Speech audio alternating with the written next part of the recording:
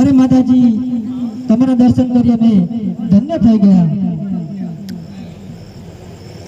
तो माग माग दीकरा हूँ आज तारी भक्ति थी प्रसन्न થઈ છું तो तू मांगीस ते आज हूँ तने वचन આપીશ।